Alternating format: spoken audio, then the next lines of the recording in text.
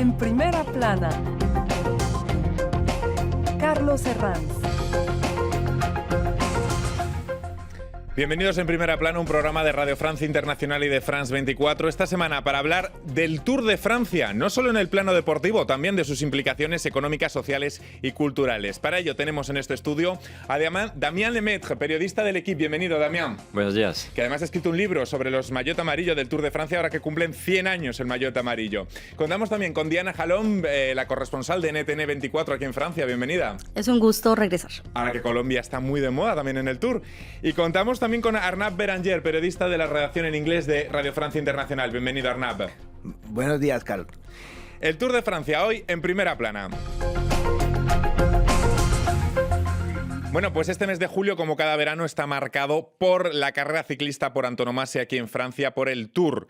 21 etapas que mezclan el sprint, la montaña, las contrarreloj y al final el ciclista más completo teóricamente es el que gana el próximo 28 de julio en los Campos Elíseos. Eso en lo que se refiere al plano deportivo, pero además el Tour de Francia es sin duda una vitrina económica para el turismo de este país y también con implicaciones muy importantes culturales e históricas. A ello vamos a dedicarle hoy el programa. Antes vamos a repasar algunas de las portadas que nos deja la prensa. Por ejemplo, Diario Sud-Ouest. 100 años del maillot amarillo, la prenda que define, como decíamos, al líder de esta prueba. Diario L'Equipe. ¿Y si soñáramos? Haciendo referencia a un eventual triunfo francés este año en la prueba, tras muchos años sin que un francés haya conseguido ganar el Tour de Francia. Ecos también en la prensa belga a esta edición del Tour. Aquí tienen la portada de la Libre Belgique con el icónico Manneken Pis vistiendo el maillot amarillo, ya que esta edición tuvo su salida desde Bruselas. Bueno, Damien, usted que ha escrito tanto sobre el Tour, ¿podemos decir que el Tour de Francia, más allá de lo deportivo, es la gran vitrina de Francia hacia el mundo?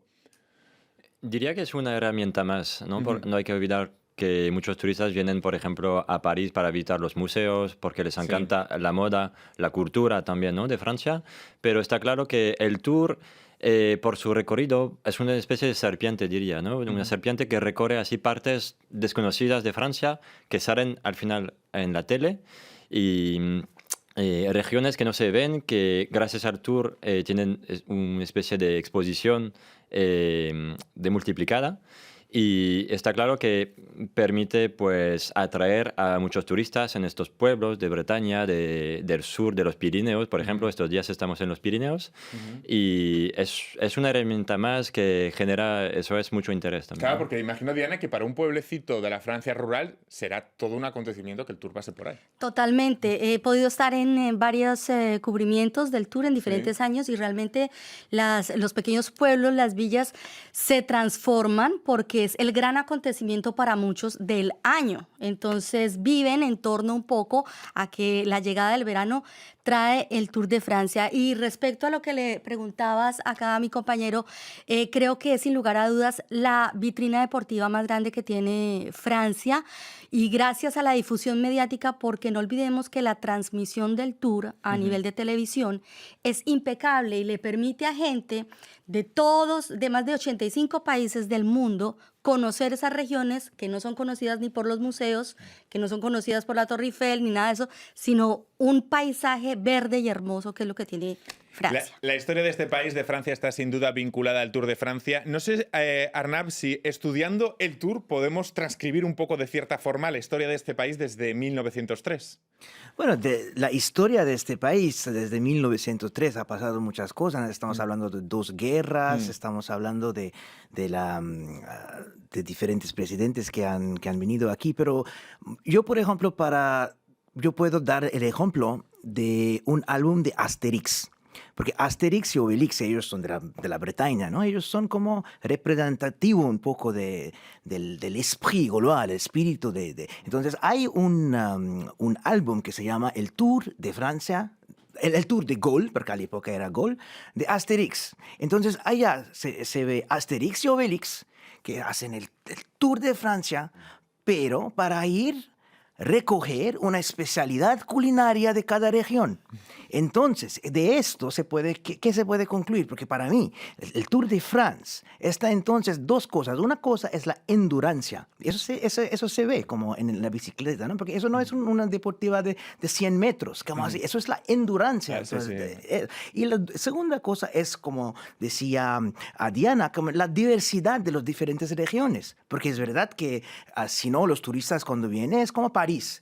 Pero descentralizar Francia de París, eso es muy importante. Entonces yo diría que desde la historia de Francia, desde 1905 o desde mucho más antes, desde François Ier, es la diversidad del país y también la endurancia que significa el espíritu francés. Este año tiene una peculiaridad especial, es que se cumplen 100 años del maillot amarillo, la prenda icónica que define quién es el líder de la prueba, que la han llevado desde históricos como Eddy Merckx a otros corredores más humildes para los cuales llevar el maillot un día fue el acontecimiento sin duda de su vida. Bueno, mi compañero Damián ha escrito este libro sobre los secretos de los maillot amarillos, entrevistando a varios de ellos.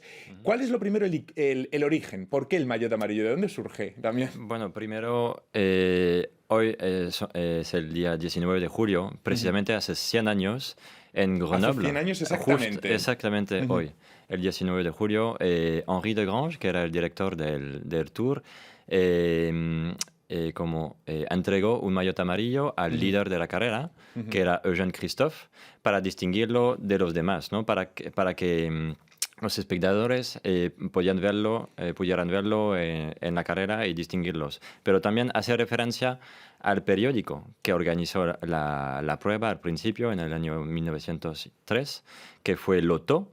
Ahora el heredero, digamos, de Lotto es L'Équipe. Y precisamente, bueno, trabajó en L'Équipe y hicimos hace unos días en la salida de Bruselas esa edición con esas páginas amarillas, porque sí. Lotto antes estaba publicado con páginas amarillas. Con páginas amarillas, con páginas ¿no? amarillas de este tipo. Y era ese guiño, ¿no? Primero era ese guiño para hacer un guiño al periódico que organizó y que montó la prueba. Bueno, el maillot amarillo que lo han llevado grandes. Creo que el que tiene el récord es Eddy Merckx, corrígeme si no me equivoco. Y a partir de ahí, ¿cuáles son los otros que más maillot? 97, seguido por Bernard Hinault, 76, Miguel Indurain, 59. No sé si a esta larga lista podríamos añadir otros nombres que se os vengan a la cabeza ahora mismo, de los grandes que han llevado el maillot amarillo. En el podium estarían estos tres, ¿no? Merckx, sí. Hinault, Indurain. Sí. Luego hay un montón de españoles. Pedro Delgado, unos 10 o 20 días. Está Greg LeMond también, que ganó varias pruebas, varios tours. Está Laurent Fignon, también otro francés. Está Jacques Anquetil, que no hay que olvidarse de él, ¿no? Que fue el primer ciclista francés que destacó en los años 50, por ahí. Esto respecto a la historia, pero nos traemos también a la actualidad. Y en esta edición del Tour hay un protagonismo colombiano especial de la mano, Diana, de Egan Bernal, que quiere reinar en Francia. ¿Cuáles son las bazas de este ciclista y cómo se está viviendo en Colombia? Me imagino mucha expectación. El Tour, y yo seré un poco más ambiciosa, no es solamente este año que se genera una gran expectativa sobre los colombianos, podemos decir que en los últimos años, sobre todo en los últimos 5 años, desde la presencia o otra vez el protagonismo que tomaron los que llamamos escarabajos. La leyenda de los escarabajos. Exacto, ¿no? gracias a Nairo Vamos a explicar Quintana. lo que significan los escarabajos, porque habrá telespectadores que no sepan de dónde vienen. Son estos animales, no sé cómo se le puede decir en francés, bueno, estos animales que conocemos en América Latina, los escarabajos, que se dan mucho en la montaña. Y nuestros ciclistas se entrenan en montaña, realmente por eso es que siempre se destacan en las etapas altas, porque las montañas de los Andes son los lugares donde ellos están practicando constantemente, no son para nada fácil. Por ejemplo, Nairo Quintana, Bernal, Rigoberto, una región que se llama Boyacá, que es en el centro del país y que tiene grandes montañas. Bueno, ellos no solamente han practicado en su carrera deportiva. Nairo, para ir a su escuela más próximo, tenía que pedalear en su vida 18 kilómetros todos los días. Entonces eso ya de niño ya le empezó a dar una fortaleza y una fuerza mental para entender y para no asustarse con las montañas. Así que para los colombianos, la montaña, lejos de ser algo temerario, que es lo que representa para la mayoría de ciclistas, es como donde se sienten a gusto, donde están cómodos porque es su hábitat normal y desde donde vienen los escarabajos, nuestros ciclistas colombianos que esperemos este año también tengan una buena representación. ¿Le otorgas también posibilidades a Bernal para que conquiste el Tour de Francia, Damián? Sí, porque bueno, ahora falta una semana de carrera.